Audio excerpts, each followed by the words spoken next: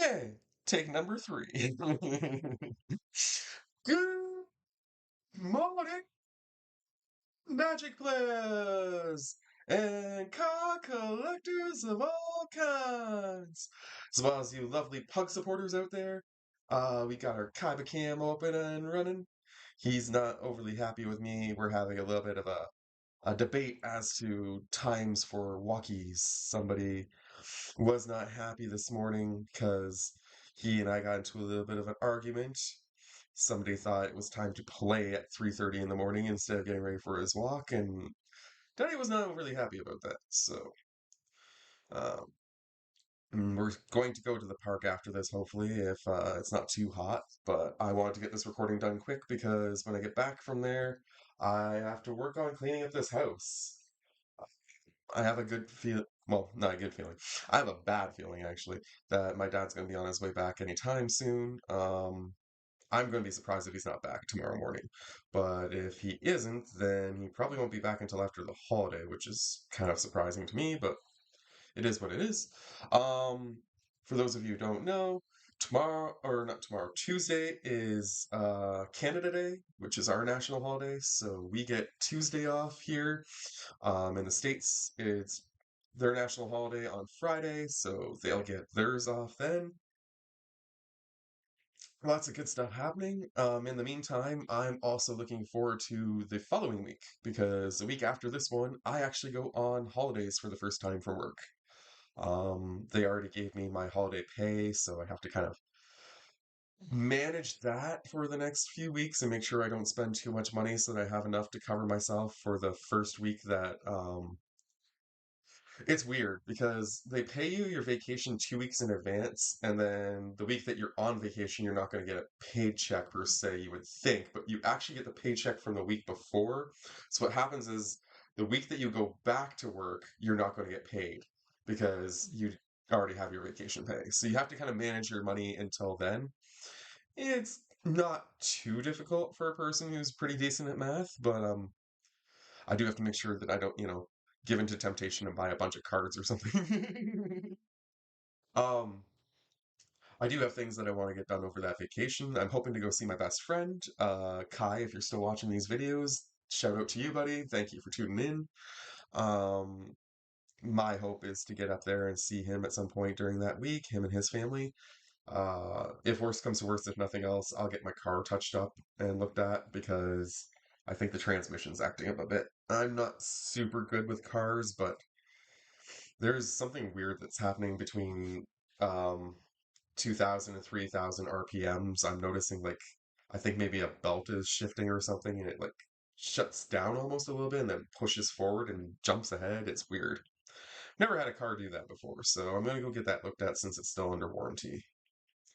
Anyways, that's all I have for you for the introduction. Rambling on.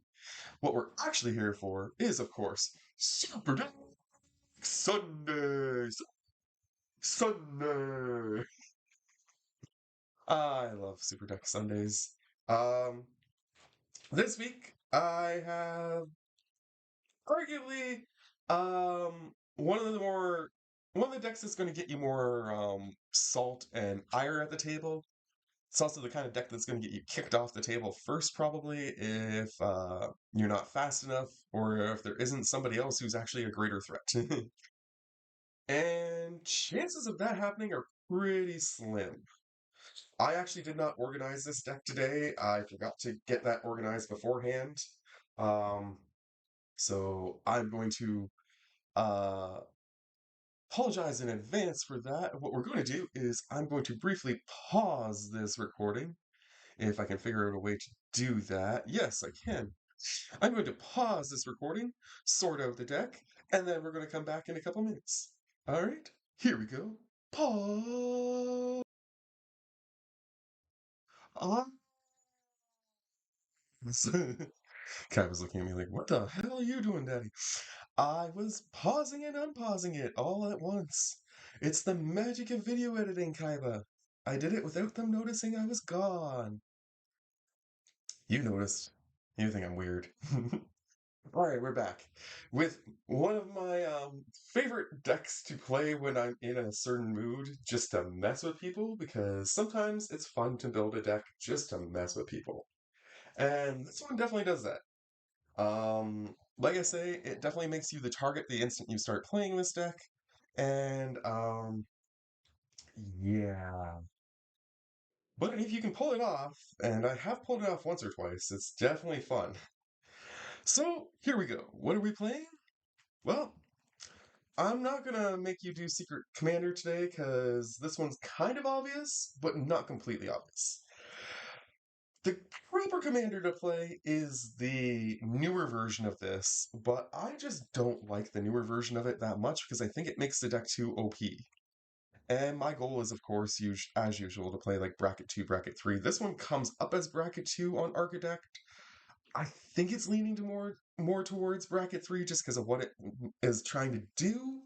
But I mean, I was told the other day when I was playing a game that blinking a commander that or no, not blinking, copying a commander that had a dungeon ability that gave creatures +5/+5 menace, first strike, and something or another when they attack if you got through a dungeon once, and then copying that commander multiple times and making it non-legendary copies so that you have like the trigger for 4 or 5 different times going off when one creature attacks. Somehow that is core too. I figured, and then there was extra turns in that deck too. Like it was crazy, but somehow that was core two. So I mean, this is core two. And what are we talking about today? We are talking about Atraxa Grand Unifier. Yes, I built a toxic deck. Now, what makes this one core and not crazy ass overpowered is I do not have any infect in this deck. All the cards that give poison have toxic. And while I can boost the toxic numbers a little bit here or there depending on what cards are out, for the most part, whatever number is on the card is what I'm hitting you for poison counter wise, and it's just up to you to try and kill me before I kill you, essentially. So yeah, of course, if we're going to run Atraxa, we've got to run all kinds of good lands with Atraxa. So, for the most part, a few of the lands are basics, but I tried to get as many lands as I could that were Phyrexian into here. And I replaced the other basics as I get more Phyrexian lands. Of course, we want to proliferate as much as we can, so we got to put in a Karn's Bastion, which is a great card. And then we got ourselves a swamp in the Phyrexian art, Path of Ancestry here, Prairie Stream, Forest, Plains, Canopy Vista, because we got a couple cards that let us search in here. Not a lot, but there are a couple. Rupture Spire is an awesome little command tower with an extra penalty. You have to pay 1 when it comes into play, or you're going to sacrifice it. And it comes into play tapped. So basically, it can't pay for itself, which, I mean, it wouldn't be able to anyways if it came in untapped, but it's just kind of an extra. You want to make sure you have a land out before you put this one into play. But I mean, again, command tower ability is great. Idyllic Beachfront, Exotic Orchard, Haunted Mire. We got a few of the full art Phyrexian lands too, the really nice ones that have the Phyrexian designs all over them that I really like. A couple islands in that form. Crowsand and Verge is one of those searchers that I was talking about. Get this thing onto the field, pay 2, tap it, and you can sacrifice it to get a couple of the dual lands that are in here onto the battlefield. They come in tapped, but your next turn you're going to have a bunch of extra mana, which is nice. We got a forest in that form. We got ourselves a Sunken Hollow, Command Tower, Swamp, Swamp, Swamp, another forest. I don't think I have a plains in that art. That's the only one I'm missing, is the plains. I do have plains in a bunch of the other arts. Oh no, I do have a plains in that art. Nice. So I think I have all 4 then. Perfect. At least 1 in all 4. Excellent. So we got that going for our lands. Um, We're going to be going back to my cell phone camera for the next week's videos, I think, too, because I'm getting a little upset with this webcam. I'm not sure whether it's just me or whether you guys have noticed, but over the last like week or so, I think the quality of the videos have gotten worse, and I don't know what is wrong with the webcam. I know that the lights are off, so I'll put the light on. Maybe that'll help. Personally, I think the natural lighting in here was fine. Let's just see if that's any better. I mean, still not really great. You definitely can't read the text or anything like you could on my phone. Like if I put that down here, you can totally read the text and see the card better. So, yeah, I think next week we're going to go back to regular videos using the phone and stop using this computer setup for a little while. At least until I can afford to get a better webcam. In the meantime, in between time, let's continue this deck tech. Over here, this one single card is the only planeswalker in the deck. Vraska Betrayal Sting is a fantastic card for a toxic deck. First off, it has completed, so if you decide to pay life instead of an actual black for the Phyrexian, I think it comes in with 2 less loyalty counters. I think the other cards that I've seen with completed have that, so I assume that's the same for this. Um, what's interesting is it's hard to get the counters up on this unless you do things um, like proliferate, which this card does come with proliferate, so it does boost its own counters, but in a really weird way. So you get 0 loyalty, you draw a card and you lose a life, and then you proliferate, which means you boost the counter up by 1. And you can boost all the other counters on the field if you want as well. Then you get to -2, target creature becomes a treasure artifact, with the usual stuff that comes with treasures, and it loses all its other card types and abilities. And -9, if a target player has fewer than 9 poison counters, they get a number of poison counters equal to the difference.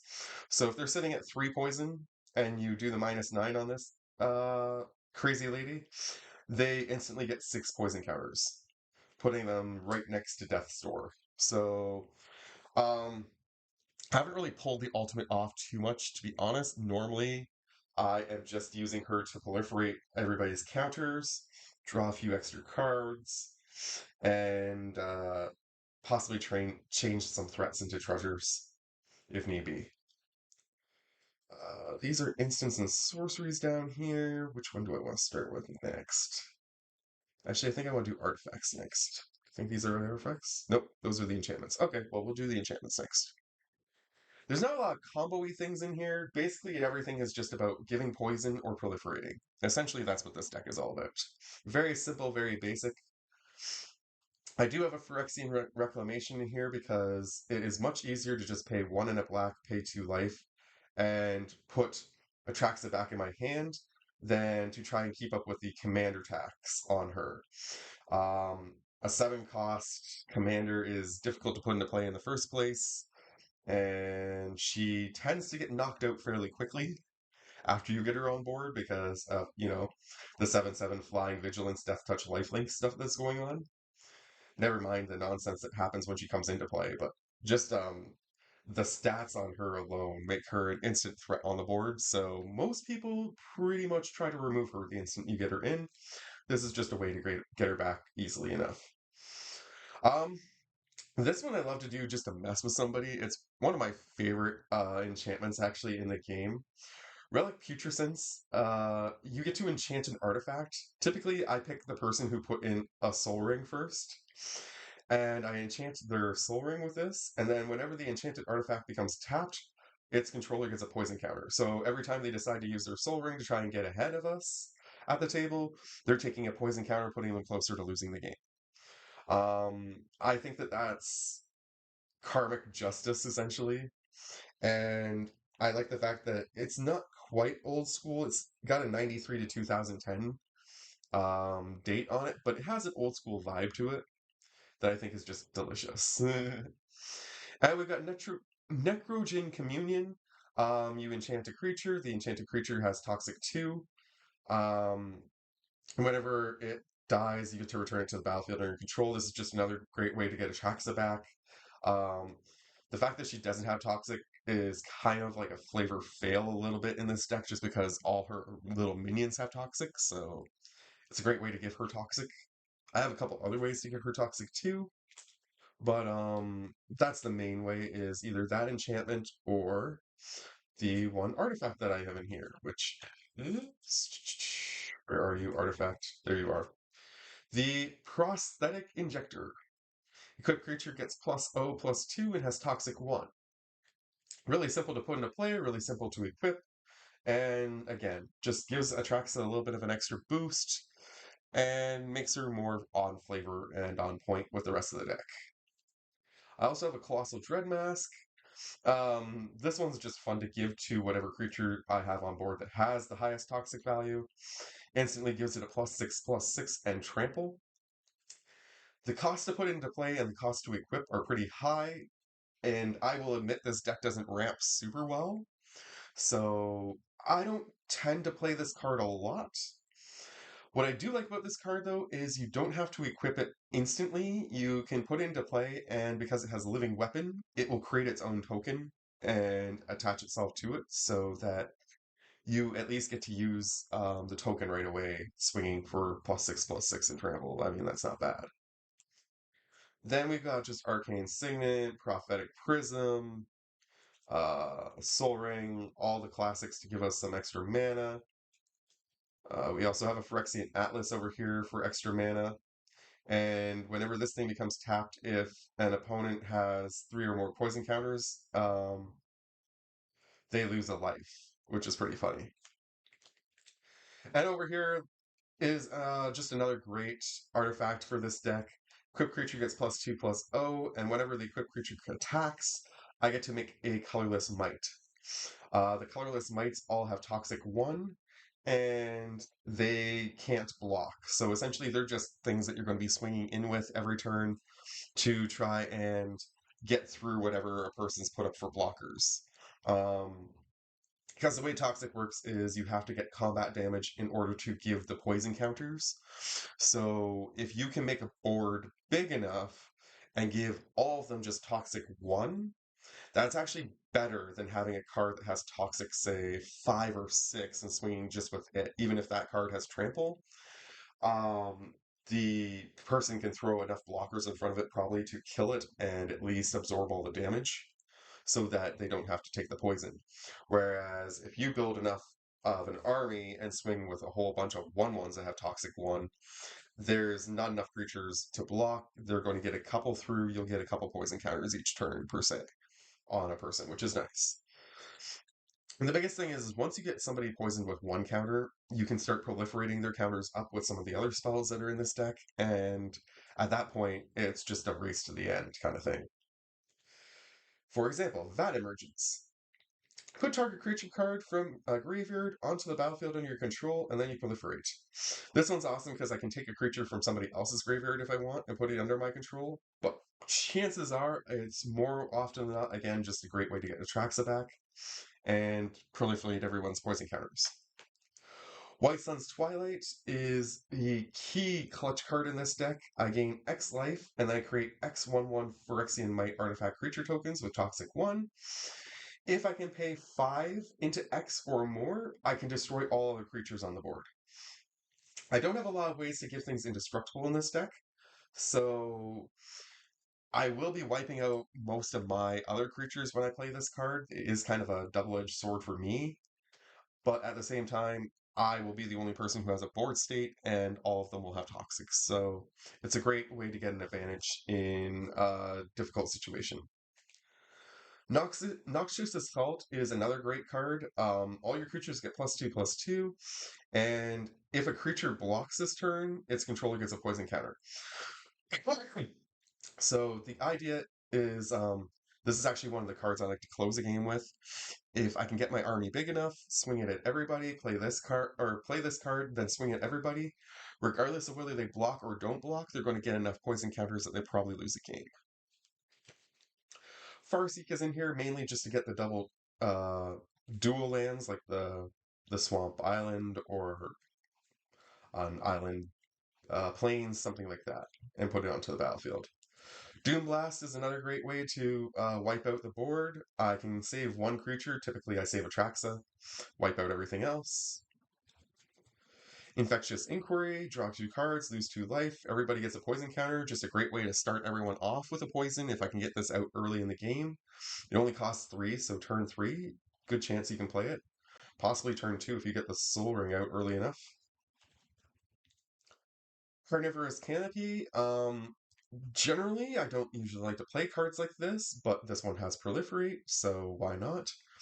Um, Destroy an artifact, enchantment, or creature with flying, as long as the permanent had mana value 3 or less. You get to proliferate.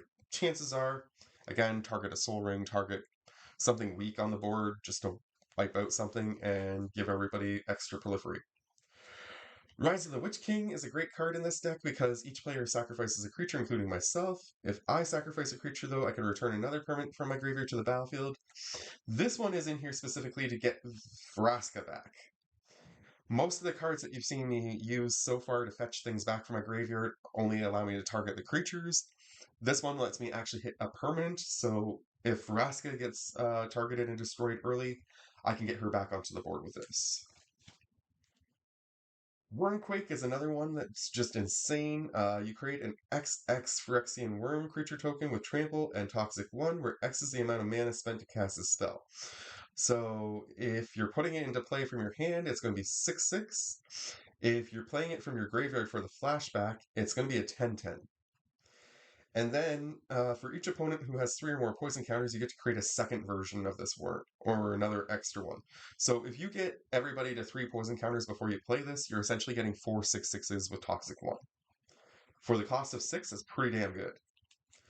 Squirmy Emergence, return to the battlefield, target non-land permanent in your graveyard with mana value less than or equal to the number of permanent cards in your graveyard. Again, this is just another way to get Vraska back. Vraska is very valuable in this deck, mainly because I can proliferate really easily each turn with her, essentially for cheap. And also, if, again, something is a problem, I can target it and turn it into a treasure. And Vivis Surgeon's Insight is mainly in here again because it lets me proliferate. The cost is a little high, I will admit, to draw 3 cards for 5, but it has come in handy occasionally, and I do have a lot of land in this deck. This is actually one of those decks where I actually stocked up pretty good on the land. If I remember correctly, I think there's 37.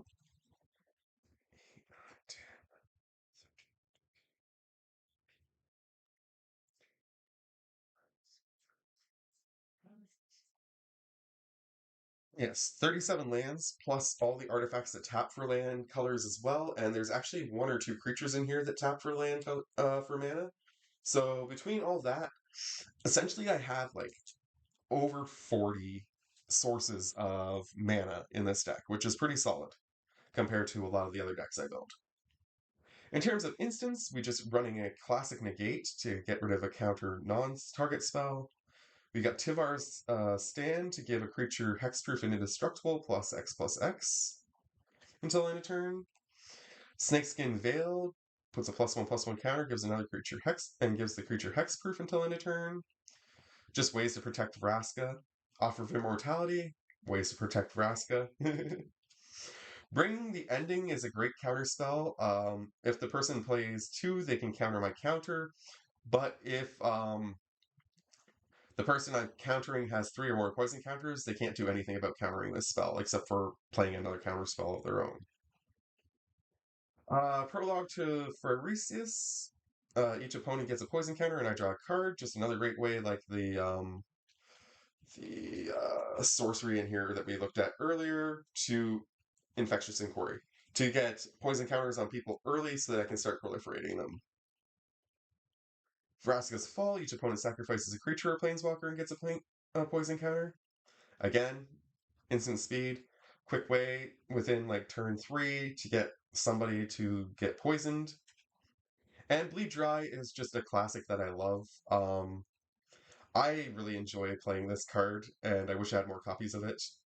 For a common, it's insanely hard to find. Target creature gets minus 13 until end of turn. If it would die, it gets exiled. It costs 4, but I mean, it's well worth the cost to get rid of something that's troubling you on the board. And that brings us to our creatures.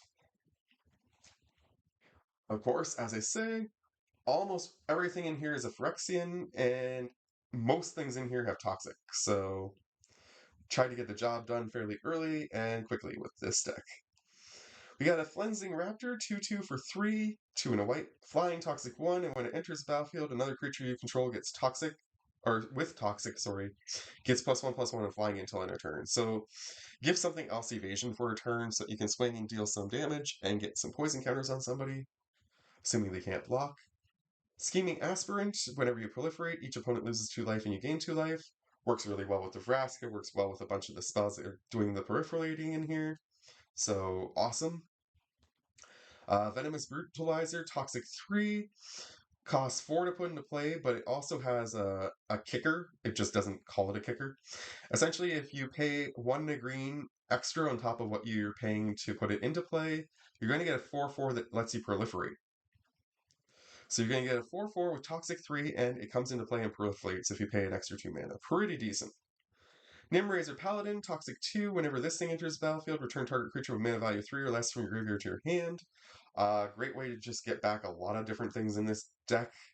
I would say at least a third of the creatures in this deck are mana value 3 or less, so pretty solid. For an expensive commander and an expensive planeswalker, this deck has a lot of has a really low mana curve compared to some of the other ones that I've shown you guys recently. Armored Scrapgorger is a Phyrexian Beast 0/3 for 1 and a green that taps for mana. And it gets +3/+0 if it has 3 or more oil counters on it, and whenever you tap it, you exile a card from a graveyard and put an oil counter on it. It doesn't say it's a may, but my assumption is if you can't exile a card, you wouldn't get the oil counter. So this is better kind of midway through the game to put on board, but if you get it out early, at least you have extra mana. Paladin of Predation costs 7. This is one of the more hard ones to put on the board, but it's a 6/7 for that, and you get Toxic 6 on top of it. Plus, it can't be blocked by creatures with power 2 or less, so you're not going to be able to block this with a whole bunch of 1/1 tokens. This thing has to actually be blocked by something that's like worth putting in front of it. This is one of the ones that I love to give that Ancestral Mass to, so it becomes a 12/13 Toxic 6 with Trample. At that point, pretty much you're throwing your entire board in front of it, or you're going to die in like 2 turns. Skrelv, Defector Might, Toxic 1. It can't block. You can pay a Phyrexian white, so white or 2 life. Tap it, choose a color, and another creature you control gets Toxic 1 and Hexproof from that color until end of turn, and it can't be blocked by creatures of that color this turn. So if, for example, if you choose, Atraxa over here, and you give her Toxic 1 and Hexproof, and then she swings in, she's going to do some serious damage to people, and make sure they get poisoned for it. Gulping Scrap Trap. Enters the battlefield or dies, you proliferate. So, I mean, it costs 5 to put it on, and it's a 4/4, so I mean, the decent stat line is good. But the big thing here is once it's on board, people generally don't want to swing at you because they know you'll throw it in front, and when it dies, they're going to get more poison. Night Overseer is a recent addition to this deck that I got. I can't remember whether I pulled this from. I think I pulled this from one of the Jumpstart packs, actually. An insanely good card. First strike 4/2 for 4, 3 and a white. As long as it's your turn, all your creature tokens get +1/+0 and have first strike, so basically all the mites that I'm making will have first strike. And you can pay 3 and a Phyrexian white to create a mite. So basically, he makes his own little army kind of slowly, but also he gives his army a nice little boost, which is pretty cool. He's another one that if you can give him Toxic and Swing, that's even better. Crawling Chorus, Toxic 1. When this thing dies, you make a Might. It's a 1/1 for 1, so just a great way to throw a body in front of something. When it dies, you get an extra body. Tyrannix Atrocity, 3 and 2 green for a 4/4 dinosaur with haste and Toxic 3. I mean, that thing comes out and starts swinging on the turn it comes out. People aren't ready for it. It gives them 3 poison. That's pretty solid. Azuri, Stalker of Spheres. When this thing enters the battlefield, you can pay 3 in addition to the cost, which is 2 in a green and a blue. If you do pay that 3, you get to proliferate twice. And whenever you proliferate, you draw a card. So basically, you're going to give an extra 2 poison counters if you can pay 7 when you put this into play. And you're going to get to draw 2 cards off of that, which is pretty nice. Stinging Hive Master, Toxic 1. When this thing dies, you make a Might.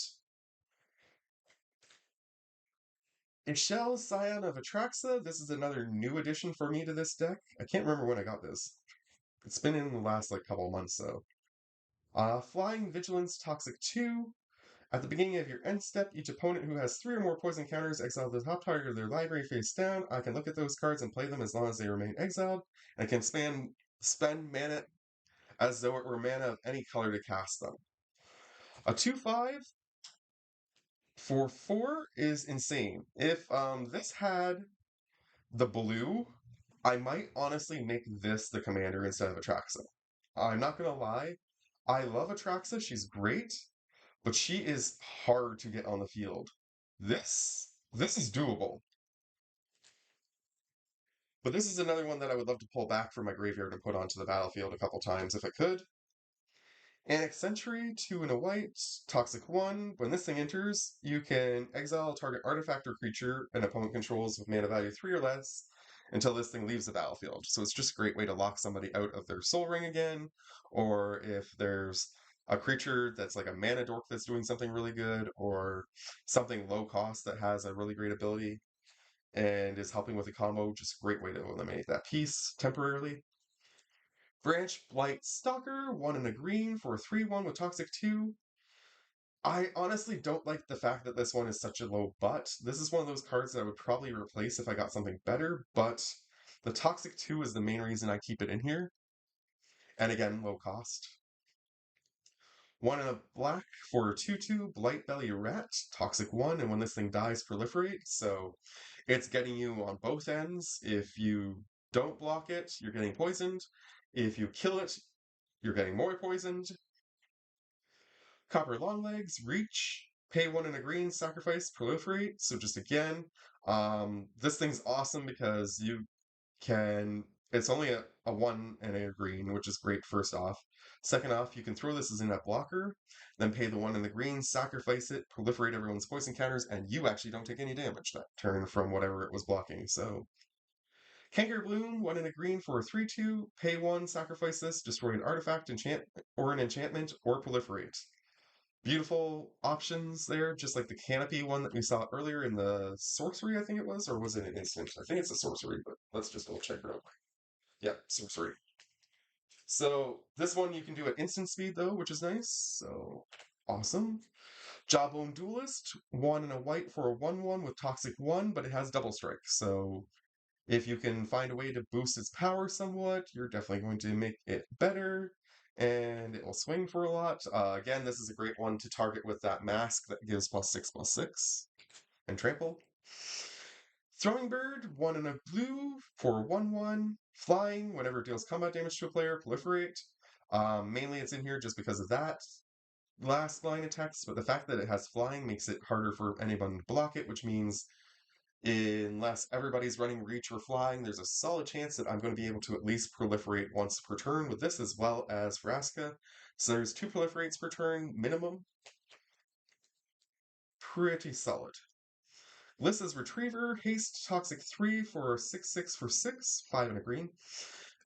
This one also can't be blocked by power 2 or less, which is pretty solid. And whenever this thing dies, exile it, and when you do, return up to X target cards from your graveyard to your hand, where X is the number of opponents who have at least 3 or more poison counters. So potentially you could be getting 3 cards back to your hand off of this thing when it dies, which is pretty solid. Mirror Convert, it is creatures, right? No, target cards, so you can get Vraska back with this too. Nice. Mirror Convert, 2 for a 2/1, Toxic 1, pay 2 life, and you can add 1 mana of any color.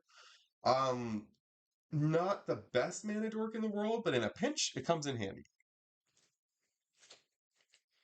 Plague Nurse, Toxic 2, 3 and a green for a 3/4, and you can pay 2 and a green, and every other creature you control with Toxic gets Toxic 1 until end of turn.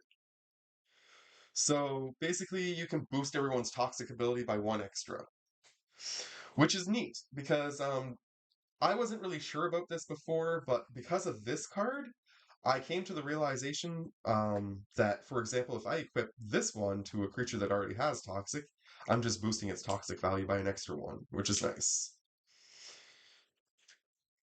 Slaughter Stinger, or a green and a white for a 2/2, Toxic 2. Whenever another creature you control with Toxic attacks it gets +1/+1 until end of turn.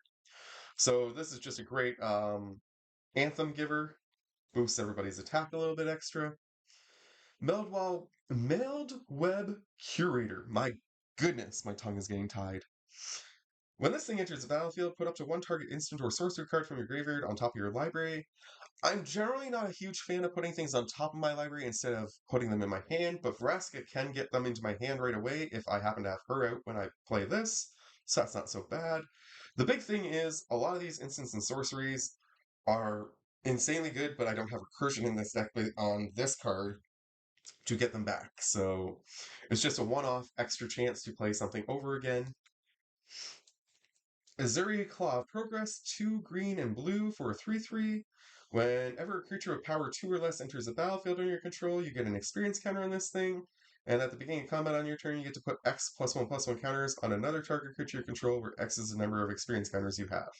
So, just a quick recap, that would be 1, 2, 3, 4, 5, 6, 7, 8, 9, 10, 11, 12, 13 so far that can trigger this.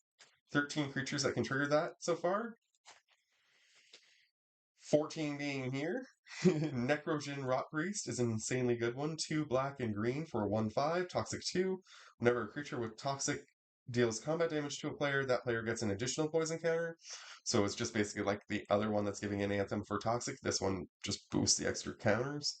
And pay 1 black and green, target creature you control with Toxic gains Death Touch until end of turn, which is insanely awesome. Metallistic Evangel is a 1 and white for a 3/1. Whenever another non-token creature enters the battlefield under your control, proliferate. Again, just an insane way to keep the poison going. Billows Skilk Dweller, black for a 1/1, another creature that will trigger the other guy over here. The Claw of Progress. This thing has Death Touch and Toxic 1, so if you're blocking it, you're losing your creature. If you're not blocking it, you're getting poisoned. Sheoldred's Head Cleaver, 3 and a black for a 2/4, another one that triggers. Menace and Toxic 2, just a solid all-around beat stick to throw around. And finally, Pestilent Siphoner, 1 and a black for another 1/1, another trigger. Flying and Toxic 1, just another one with evasion.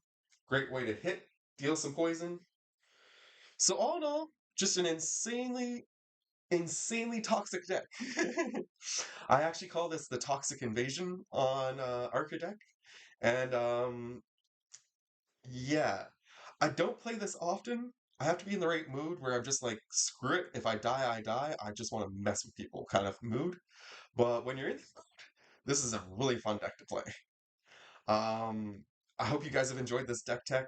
Like I say, this one doesn't have a lot of combos per se. It's more just triggers and building up that toxic ability and proliferating the crap out of everything. But although it's got a very basic concept, it functions really well to the point where, again, I know if I replace This with the proper Atraxa, which I don't own the proper Atraxa first off, and second off, I just really don't want to play the other one. If I did, this deck would be easily a bracket 3, for sure. The fact that I refuse to play the other Atraxa, I think, is what makes this a bracket 2, in my personal opinion. Because it's really hard to get out this Atraxa. Um, I'm not usually winning with her, per se. I'm winning with the rest of the deck. And the rest of the deck doesn't have, there's not like a lot of tutoring or anything like that to get any of the pieces out. It's just what happens, happens, and I just play off of it kind of thing. So, yeah. If you're interested, like I say, I did post this deck to Architect. Leave me a comment saying you're interested. I can put the link to this deck into a comment and pin it to this video. But that's all I got for you guys. It is getting close to 8 in the morning, and I have a pug who's giving me the eye over on the couch like, hey, wrap this shit up. Let's go. So, from both of us, much love to you all. From us to you, take care. Have a happy Sunday, and we'll see you guys next week in the videos. Bye.